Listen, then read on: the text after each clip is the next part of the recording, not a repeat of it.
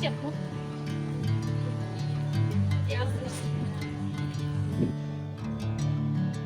Okay, hóa từ chờ này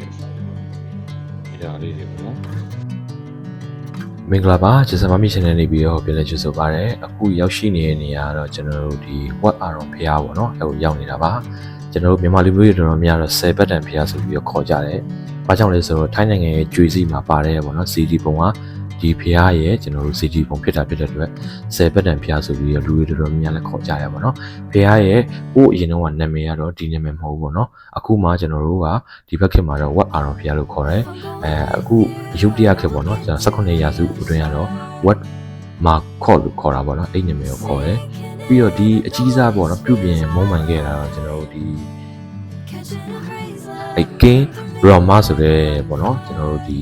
မင်းကြီးကနေပြီးတော့မှစတင်ပြီးတော့မှဒီဖျားကိုပြန်လေအကြီးစားပြုပြင်မုံမှန်ခဲ့တာပေါ့နော်သူကဒီမှာကျွေတယ်တွေမြေတယ်တွေနဲ့ပေါ့နော်ကျွန်တော်တို့အဓိကသုံးပြီးတော့မှအလှဆင်တိဆောက်ခဲ့တာပေါ့နော်တိတိကျကျအနည်းကကြည့်မယ်ဆိုရင်ဒီ CD ရဲ့ပေါ့နော်ကျွန်တော်တို့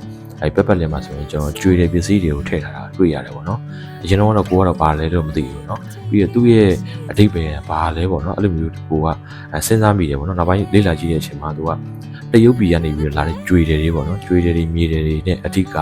ဒီသုံးလုံးလုပ်ပြီးတော့မှ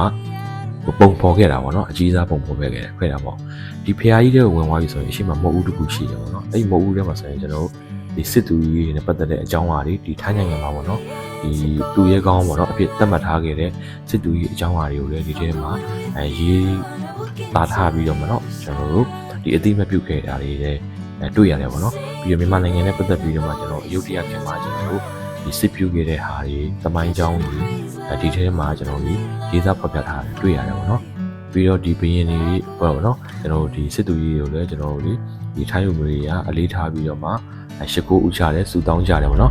်ပြီးတော့သူတို့ရဲ့ပလင်တွေပေါ့နော်အဲ့ဒီဘွားနေပြီးအောက်ကနေပြီးဖြတ်ပြီးတော့မှစူတောင်းပြေးဖို့တော့ကိုလည်းကျွန်တော်တို့ဒီစူတောင်းကြတာဝတ်ပြုကြတာတွေ့ရတယ်ပေါ့နော်ဒီကျွန်တော်တို့မဟုတ်ဘူးထဲမှာပေါ့နော်ဒီအဲမှာတွေ့ရတာတော့ဒီစစ်သူကြီးတွေဒီထိုင်းနိုင်ငံမှာနာမည်ကြီးတယ်ပေါ့နော်အထင်ကြီးရှိတဲ့ပုံကိုယ်ရဲ့အကြောင်းတွေကိုဖော်ပြထားတယ်ဒီပြီးတော့ဒီပေါ့နော်ဘုရားကြီးကိုပြန်လဲပြီးတော့ပြုပြင်မွမ်းမံထားတယ်ပေါ့နော်ဒီကင်းရာမာဆိုတဲ့ပေါ့နော်အကြောင်းအရာတွေပြီးတော့ကျွန်တော်တို့ဒီမှာနာမည်ကြီးတဲ့ King Tason ဆိုရဲပေါ့နော်ကျွန်တော်တို့စစ်သူကြီးပေါ့နော်မြန်မာပြည်ကစစ်သူကြီးနဲ့ပြန်ပြီးတော့မှစစ်ပြူခဲ့တဲ့အကြောင်းအရာတွေကိုဒီမှာဆိုတော့ကျွန်တော်တို့သူထည့်သွင်းပြီးတော့မှတမိုင်းအကြောင်းအရာတွေကိုပြထားတာရှိရပေါ့နော်ဒီထဲမှာတော့သူကအင်္ဂလိပ်ဘာသာနဲ့ကျွန်တော်တို့ပေါ့နော်ထိုင်းဘာသာနဲ့အဲ့လိုမျိုးပေါ့နော်ဘာသာကနှစ်မျိုးသုံးမျိုးလောက်ကိုကျွန်တော်တို့ဒီရေးသားဖော်ပြထားတာတွေ့ရတယ်ပေါ့နော်ဒီစီရီယိုရောက်ပြီဆိုရင်တော့ကျွန်တော်တို့အဓိကကျွန်တော်တို့မြင်ရမှာတော့ဒီတရုတ်ရိုးရာပေါ့နော်ကျွေးတဲ့ပစ္စည်းတွေနဲ့သုံးလုပ်ထားတာပေါ့နော်အကြီးမားဆုံးသုံးလုပ်ထားတာကိုအဓိကမြင်ရမယ်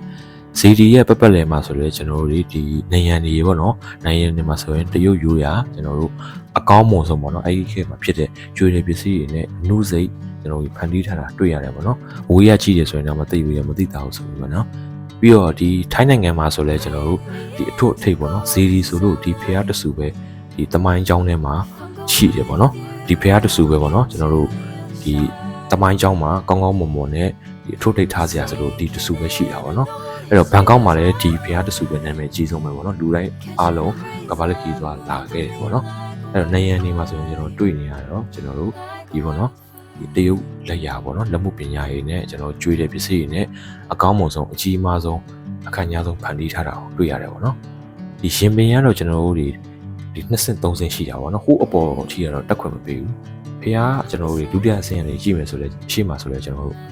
့ကြောက်ဖျားမြစ်ကိုလှမ်းပြီးတော့မြင်နေရတာပေါ့နော်ဒီဘက်ဒီမှာဆိုလဲကျွန်တော်ပတ်လန်းနေရှိတယ်ပေါ့နော်အဲပတ်လန်းနေမှာဆိုလဲကင်မရာမန်တွေအများကြီးပဲပေါ့နော်တိုးချိန်နေရတယ်ပေါ့ဒါကတော့ကျွန်တော်တို့အောက်ဘက်ကနေပြီးတော့မှဒီပတ်ပြီးတော့မှဒီဖះကြီးရဲ့ပတ်လေးကိုကျွန်တော်လိုက်ကြည့်ထားတာပေါ့နော်ကျွန်တော်တို့အချိန်ကလည်းနေ့လယ်ပိုင်းဆိုတော့နေရတော့တော်တော်လေးပူတယ်ဒီလိုလာပြီးဆိုတော့အုတ်ထုပ်တို့ဘာလို့ပေါ့နော်မျက်မှန်တို့ဘာလို့ယူလာတာပို့ပြီးတော့ကောင်းတယ်ကျွန်တော်တို့မျက်မှန်မပါတော့တော်တော်လေးကိုမျက်စိတော်တော်ကျိန်းတယ်အခုကတော့နေရတော်တော်လေးစစ်တော့ပူတာပေါ့နော်ကျွန်တော်တို့မြန်မာနိုင်ငံထက်တော့ပူတယ်ပေါ့နော်ဒါပေမဲ့လည်းနိုင်ငံသားတွေတော်များတော့သူတို့တွေကတော့ဒီရာသီဥတုကြိုက်တာပေါ့နော်တွာလာနေကြတာပဲအဲ့တော့ကျွန်တော်ဒီဖျားကြီးရဲ့သမိုင်းကြောင်းကတော့ကျွန်တော်အရှိမရှင်းပြခဲ့တဲ့အတိုင်းပဲ အရင်မူလပေါ့နော်ကျွန်တော်18ရာစုအယုဒ္ဓယခေတ်ကနေပြီးတော့မှဆိုရင်ကျွန်တော်တို့နှစ်ပေါင်း350လောက်ရှိပြီပေါ့နော်အဲ့တော့ဘန်ကောက်မှာလည်းဒီဘုရားနာမည်ကြီးဆုံးပဲဆိုတော့မဖြစ်မနေကျွန်တော်တို့လာတဲ့နေရာတွေမှာပါတယ်ပေါ့နော်အဲ့တော့ဒီဘုရားကိုလာရောက်တဲ့ပတ်ချင်နေဆိုရင်ကြောက်ဘုရားမြည့်တဲ့အနည်းဆုံးသွားလေးစိတ်ကနေပြီးတော့မှဝက်အာတော်ဘုရားကိုပတ်40ပေးပြီးတော့မှ